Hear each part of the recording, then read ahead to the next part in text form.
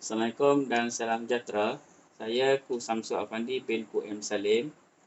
Pada hari ini saya akan membentangkan berkenaan bencana kejadian Sungai Kim Kim, Pasir Gudang, Johor. Bencana pencemaran kimia di Sungai Kim Kim, Pasir Gudang, Johor baru-baru ini memberi cerminan jelas bahawa tahap kesedaran masyarakat masih lagi berada pada tahap yang sangat rendah dan membimbangkan.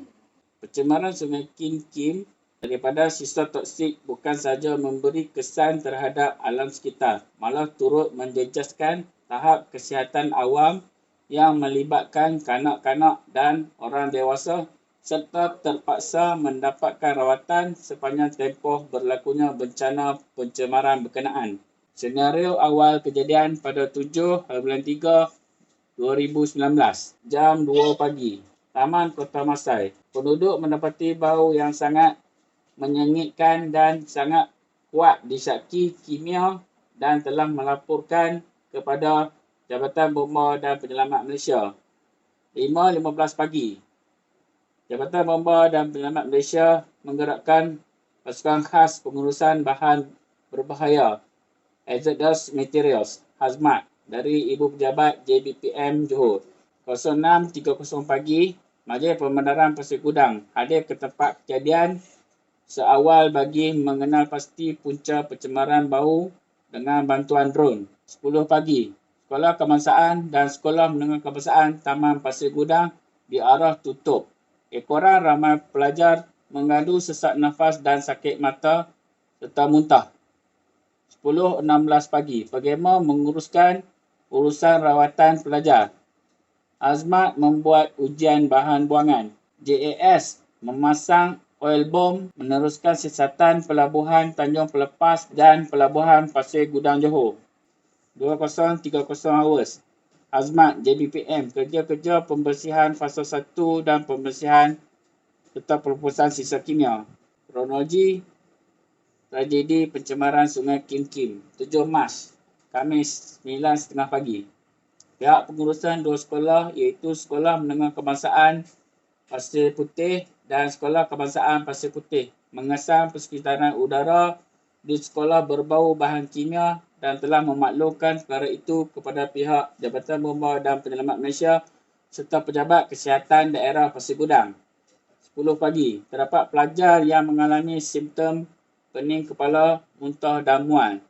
8 ambulans dikerjakan ke dua sekolah berkenaan untuk membantu 24 pelajar dan masing-masing seorang guru dan pekerja kantin yang pengsan. Pasukan khas pengurusan bahan berbahaya HAZMAT dan bomba mengesahkan kemungkinan berlaku kebocoran gas di kawasan sekolah kerana lokasi sekolah berhampiran kawasan industri dan arahan pengosongan premis dikeluarkan. Kedua-dua sekolah itu ditutup 3 hari sehingga Sabtu dan 35 orang dirawat di hospital. 3 daripadanya di unit rawatan rapi. 8 Mac Jumaat, jumlah mangsa yang dirawat seramai 39 orang. 9 Mac Sabtu, jumlah mangsa yang mendapat rawatan terus meningkat kepada 79 orang. 10 Mac Ahad, guru-guru SMK Pasir Putih dan SK Pasir Putih bergotong royong melakukan kerja pembersihan sekolah susulan kejadian pencemaran udara dipercayai pembuangan sisa kimia dari Sungai Kim Kim. 11 Mac Isnin, 3 lelaki termasuk 2 pemilik kilang ditahan kerana disyaki membuang sisa bahan kimia ke dalam Sungai Kim Kim. 7 pagi, sekolah dibuka dan proses pembelajaran berjalan dengan baik seperti biasa. 11:30 pagi, berlaku insiden gelombang kedua apabila kedua-dua pengurusan sekolah melaporkan kes murid pening kepala. Pihak sekolah mengarahkan sekolah dikosongkan kerana berlaku keadaan udara tidak sihat dan murid-murid dibenarkan pulang. 11 malam, seramai 29 orang dihantar ke klinik kesihatan berhampiran untuk pemeriksaan lanjut, manakala 77 lagi dirujuk ke Hospital Sultan Ismail HSI Johor Bahru. Berdasarkan nasihat daripada Jawatankuasa Pengurusan Bantuan Bencana Daerah, Jabatan Pendidikan Johor memutuskan kedua-dua sekolah berkenaan ditutup sehingga dimaklumkan kelak. Secara keseluruhan, jumlah mangsa yang mendapat rawatan ialah seramai 260 orang. 12 Mac Selasa. Dua lagi sekolah iaitu SK Tanjung Puteri Resort dan SMK Tanjung Puteri dalam daerah Pasir Gudang ditutup.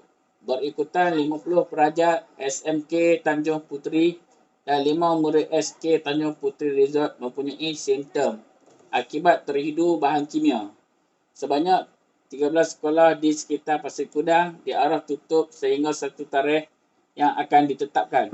Setakat ini seramai 506 orang dirawat, 166 orang dimasukkan ke wad, 9 dimasukkan ke unit rawatan rapi. 12 tengah malam, kerja-kerja pembersihan sedang rancak dijalankan. Latar belakang penduduk dan komuniti. Sungai Kim Kim ialah sebuah sungai yang terletak di Pasir Gudang, Johor, Malaysia.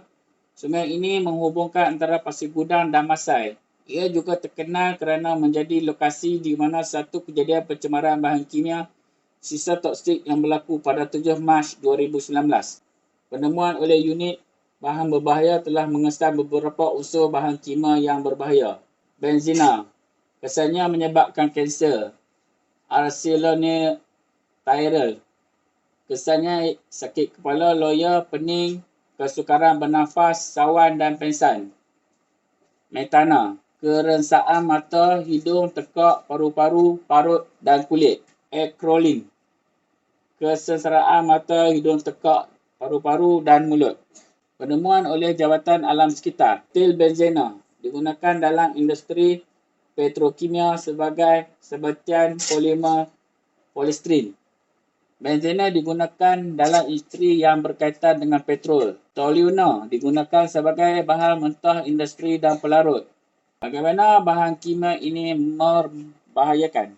Metana, unsur gas kepekatan yang dikesan 0.96 ppm. Paras bahaya tidak dinyatakan NADMA. Acrylonitrile, pembuatan getah sintetik. Kepekatan yang dikesan adalah 7.33 ppm. Paras standard tidak melebihi 2 ppm. Paras bahaya melebihi 8.5 ppm. Acrolein, pengeluaran metronine, perubatan kosmetik. Kepekatan yang ditemui adalah 5.29 ppm. Paras bahaya melebihi 2 ppm.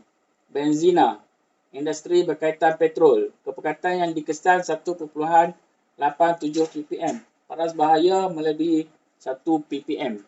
Bahan-bahan kimia ini dikategorikan berbahaya apabila kepekatan 4/million ppm di kawasan pencemaran melebihi paras yang telah digariskan. Jika seseorang itu terhidu atau terdedah di kawasan pencemaran, ia akan mengundang pelbagai masalah seperti sukar bernafas, loya, muntah, sakit mata, sakit dada serta boleh membawa kepada kematian. Tindakan pihak berkuasa mengatasi masalah. Tindakan awal telah diambil oleh pihak Jabatan Bomba dan Penyelamat Malaysia. Pasir Gudang sebaik menerima maklumat awal dari penduduk yang membuat aduan pada 7 Mac 2019 jam lebih kurang 2 pagi. Seawal jam 5.30 pagi, pasukan Hazmat JPPM telah tiba di lokasi dan memulakan operasi mengesan punca pencemaran yang dilaporkan dengan dibantu oleh pihak berkuasa dari Majlis Pemandaran Pasir Gudang. Usaha mengesan dijalankan dengan menggunakan drone yang merupakan aset MPPJ dan berjaya menemui lokasi tempat pembuangan sisa bahan kimia. Usaha pembersihan semasa first wave.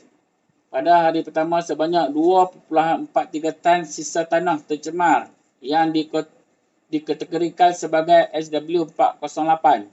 Senuai contaminate waste oil telah dikeluarkan dan dihantar ke premis 5E Resors Sendirian Berhad beralamat di Jalan Platinum Zone 12B, kawasan perindustrian Pasir Gudang, Johor. Insiden semakin merebak dan tidak terkawal. 11 Mac, isu masalah pencemaran ini telah dipindahkan kepada Jawatan Kuasa Pengurusan Bencana Peringkat Negeri. 12 Mac, pemindahan pos kawalan tempat kejadian ke Stadium Pemandaran Pasir Gudang. 13 Mac, Kerajaan Negeri Johor telah meluluskan peruntukan sebanyak 6.4 juta ringgit melalui mesyuarat Jawatan Kuasa Pengurusan Bencana Negeri untuk meningkatkan proses pembersihan Sungai Kim Kim dan tambahan daripada kerajaan pusat sebanyak RM8 juta. 14 Mac. Kerja-kerja pembersihan Sungai Kim Kim melalui giat dilaksanakan sejauh 500 meter selama 24 jam sehari bersama tentera, Petronas dan CBRN. 15 Mac. Bantuan seramai 87 pegawai dan anggota pasukan gerakan AM PGA dari Batalion 5 Simpang Renggam dan Batalion 6 Muat digerakkan ke IPD Seri Alam. 20 Mac 2019, kuantiti udara di perkisaran Sungai Kim Kim kembali pulih. Cadangan supaya kejadian tidak berulang. Satu sistem pemantauan yang bersepadu dan berkenaan perlu diwujudkan oleh pihak yang berkaitan seperti Jabatan Alam Sekitar, Jabatan Keselamatan dan Kesihatan Pekerjaan, Jabatan Kesihatan dan pihak berkuasa tempatan terhadap industri yang berisiko bagi menyebabkan bencana kimia pada masa akan datang. Pengurusan sisa-sisa toksik dan pembuangan terjadual adalah salah satu cadangan dan langkah yang baik yang diambil oleh kerajaan untuk membantu menangani isu pembuangan sisa berbahaya. Melalui media, masalah alam sekitar yang terjadi dapat diatasi dan dibendung secara perlahan-lahan. Bencana pencemaran kimia Sungai Kim Kim telah menyebabkan situasi panik bukan hanya pada penduduk Pasir Gudang dan kawasan sekitarnya, malah menarik minat seluruh negara untuk mengikuti perkembangannya. Sekian, terima kasih.